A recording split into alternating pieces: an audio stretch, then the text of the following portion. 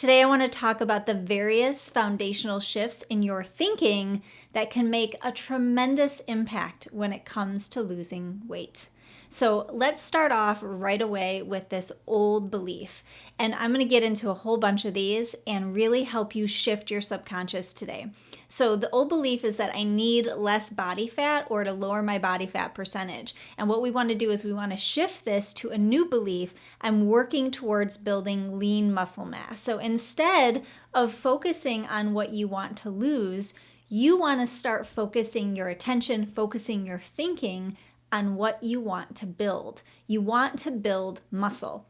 So we walk around all day and we're like, I need to lose weight, I need to lose weight. That's not working for you anymore. You want to be focusing on, I need to build muscle. I want to build muscle. How can I build my life around building more muscle? So what happens, and listen closely on this one because this is subtle, when we focus on losing weight, we are giving our attention over to something that we don't want. So if you follow the law of attraction manifestation, we're essentially giving our attention to something that we don't want. So we're going to get more of that in return. Here's an example. If you're running late and you keep saying, I don't have enough time, I'm always running behind, oh my God, I'm going to be late, I'm going to be late. It's pretty obvious that you're going to continuously be late because that is where your attention's going. It's really to tell yourself, if you're ever running late in your life, I have plenty of time. There's more than enough time. And you're going to feel the need to breathe through this because your anxiety is going to be going. You're going to be wanting to look at the clock. You're going to need to ignore the clock. And you're going to need to keep telling yourself, I have plenty of time. The same thing goes for when you are wanting and desiring to lose weight. If you keep looking at the scale, it's not going to work for you. If you keep listening to the thoughts in your head that are critical, that are worried about the number, then it's not going to work for you. So we're switching this to this, I am building lean muscle mass. I am fit, I'm healthy, and I have plenty of time in this process to do all the things that I want to do with my body. Now, this is just scratching the surface, and I want to go deeper with you on this topic of weight because the physical body is a big piece of this, but there's also the spiritual, the emotional, and the mental aspects. And so when we hold on to weight, we are really allowing ourselves to see where we might be getting wrapped up into our subconscious thinking part, as well as the emotional and then the physical. So let's just start with the physical. Contrary to the magic pills and illusions that were sold in diet culture, weight is often a reflection of the stress in your life, your thinking, the inflammation in your body, and your blood sugar. So let's discuss this further. Gaining weight doesn't necessarily mean you let yourself go. Oh, the unnecessary shame we all place on ourselves. Weight gain is a reflection of the stress in your life, maybe a new career shift, hormonal changes, like I mentioned, blood sugar issues that maybe you never knew you had. Or it could be tied to the codependent or unhealthy relationships that you are finding yourself in, not only with yourself, with others, your career perhaps, your workplace, your boss, your children, or with food. It's about too many injectables like vaccines, Botox, fillers, or too many medications or consumption of too many high inflammatory foods and drinks. Things like seed oils, sugar, corn, processed foods, dairy, sodas, that sugary latte. These are all impacting your mitochondria, your gut health, and therefore creating an inflammatory response, leading to hormonal issues and blood sugar issues. So this is the physical aspect of weight loss when it comes to the body. So when we combine the stress in our life with the overconsumption of inflammatory things, our body also takes into consideration the environmental factors. So there's the unknown mold in your home, which is a very common thing these days, chemical sensitivities, allergens, dehydration. Most people are chronically dehydrated and have no idea. And this impacts your lymphatic system, your hormones, and of course causes even more inflammation. And this silent inflammation is the physical part that is keeping us holding on to the weight. So voila, this sends a chemical response to your body that says life is an emergency and you need to protect yourself stat. This is what the body's messaging is. And so when we need to protect ourselves, we are going to hold the weight that we need to keep our stressed out body safe. Take that one in for a minute. Your body is actually working for you, even though you might not like the feedback. For one of my clients, he knew that his compulsive thoughts on weight was his biggest distraction to living his best life right now. So when he had this realization that his body was keeping him safe all along, he could finally honor and focus on changing his thoughts, appreciating his body where it was right now, and making the necessary changes. Here's what Mike had to say. Every time I see you and we have a meeting, I make progress. As a lifelong junk food addict, I tried many ways to get clean with no permanent cure. My first lesson with my spiritual advisor, Renee Jain, helped me immediately. First, I got to know that most of what I thought was healthy was really just processed poisons. So I easily improved by just learning the truth. The next lesson I learned was to say no to the perilous monsters and yes to the pure health habits. The numbers don't lie. I've lost 56 pounds so far. I went from 45% body fat to 28% fat, and I went from a 46-inch pant to a 38-inch pant. Also, since I'm not wasting money on pills, prescriptions, it saved me thousands. Your work on addiction is brilliant. I can't wait to read your book. Your guidance has saved my life. Mike Heck. Thank you, Mike. The next part I want to talk with you about when it comes to weight loss comes from one of these parts that Mike shared in his quote. He said, I learned to say no to the perilous monsters and yes to the pure health habits. So let's break that down because that seems so simple, but it's incredibly profound, and this is what changes everything. At the beginning of this video, I talked with you about speaking to yourself differently, about changing your thinking around what you are creating with your words and your mind when it comes to your body. So here's another. Instead of saying, I want to lose weight, say this, I'm learning to balance my primal hunger with my highest intuition. I know that's a mouthful. Maybe you can put it down on a couple index cards and put it around places that you see in your house, by your fridge, by your bed, by when you're brushing your teeth. I am learning to balance my primal hunger with my highest intuition. Primal hunger is a very strong and basic feeling of hunger that's hard to ignore. Imagine it's lunchtime and you haven't eaten anything since breakfast, and your stomach starts to growl loudly, and you feel this deep, intense desire for food. It's like your body is telling you, I need to eat right now. That's what we mean when we say primal hunger. It's powerful, it's urgent, it's now. Many of us make the mistake of confusing emotional hunger for primal hunger. Simply put, emotions are our teachers, and we need to listen to those teachers. We need to listen to our emotions.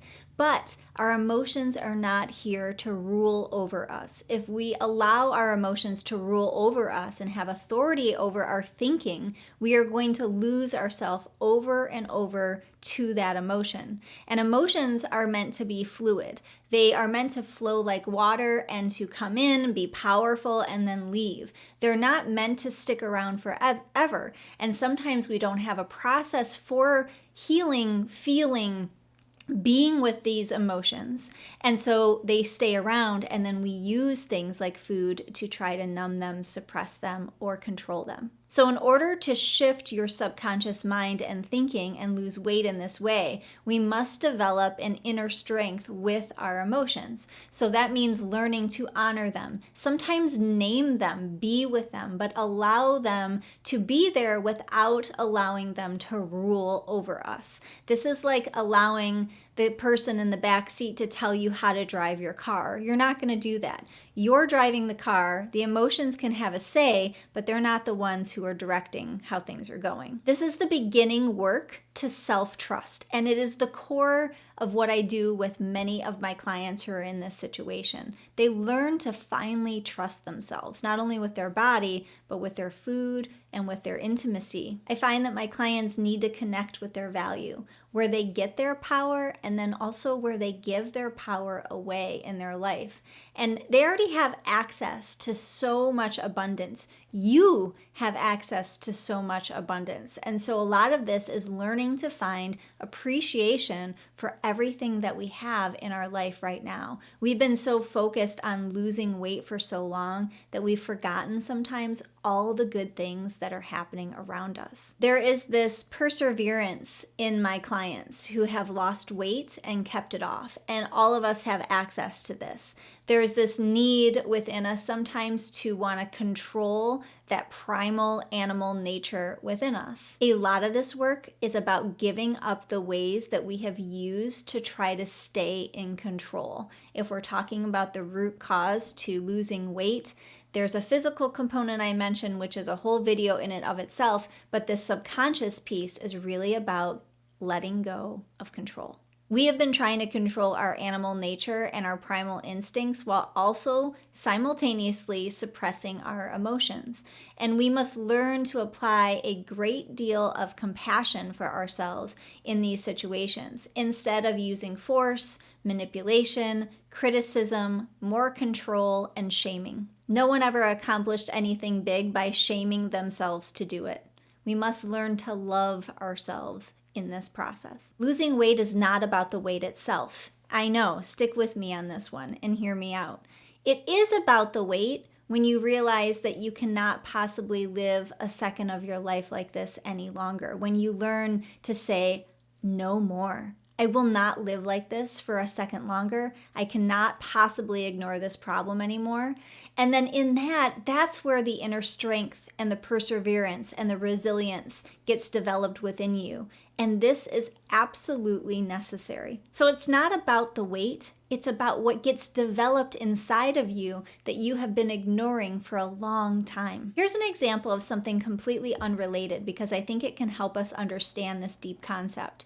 Maybe somebody is addicted to alcohol or smoking weed, and recovering from these addictions is not actually about the alcohol or the weed itself. We might think it is, but it's actually in the beginning about realizing that we cannot possibly live our life like this any longer. We can't use this stuff for 1 second more, and we finally say no, and we admit there's a problem. And then by facing that problem, there is this deep inner strength that comes through. There's a perseverance, there's a resilience that gets developed within us by saying no more. And then these things within us come through, and this is so necessary. It's no different with weight loss.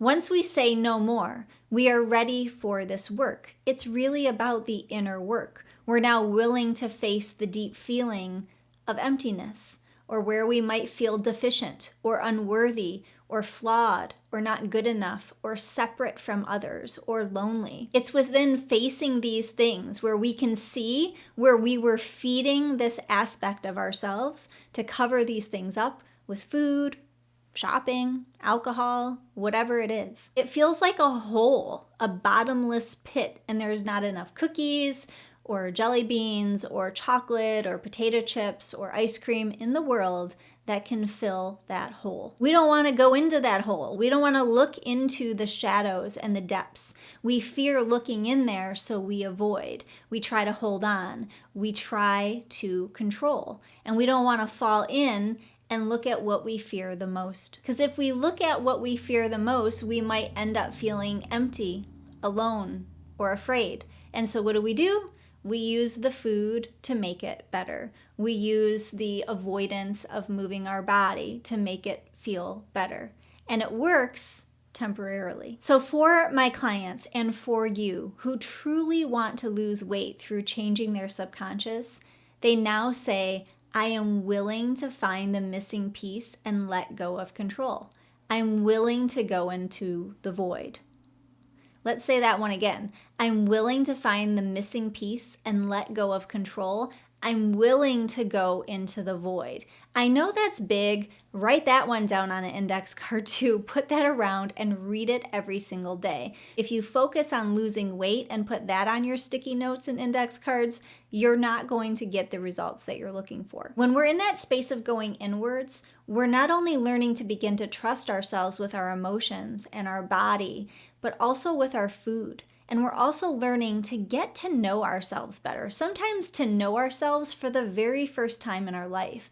We bring our higher self into this relationship with our body. We bring in a higher power into this relationship, and we separate it out from the stories that we have told our entire lives. We learn to sit with our feelings fully and learn to be with them instead of trying to control, numb, or suppress them. We find that we do not need to be afraid, and we remember who we are. And who we really are is that those terrifying feelings cannot destroy you. They only can make you stronger. The final part of this subconscious shift comes through an acceptance. We've gotten honest with ourselves at this point. We've learned to open our mind and our hearts, and we are willing to make a change and do it a different way. After over 15 years of doing this work, I have been so privileged to be on this journey with so many clients, and I have found time and time again that is this combination of our subconscious mind work around our thinking, around a emotional mastery that we can learn where we trust ourselves, and then we combine that with an understanding of the truth about foods, what it really means to clean up our eating, and how to develop the habits and the resolve and the ease and the regulation in our nervous system. When we combine all this together, the mental, the spiritual, the emotional, and the physical, this is when we see results. This is not the magic pill way where you take diet supplements or Ozempic or whatever the thing is that people are taking these days to lose weight as quickly as humanly possible. This is about doing the inner work that makes everything that you face with losing weight your biggest spiritual gift in your life. When we face our hardships, it shows us where we have been shut off from joy and play, and where we haven't been accepting what is in our life, where we haven't been accepting ourselves and who we are. The weight comes off as a consequence to doing this work. I highly recommend you writing down some of these subconscious turnarounds that I shared in this video so you can use them on a daily basis. If you like this video, please give it a thumbs up and like it. It helps me in the algorithms. And make sure you leave a comment below. I would love to stay connected with you. And also hit that little notification bell so you can hear when I have a video that comes out every single week. I look forward to seeing you all in the next video.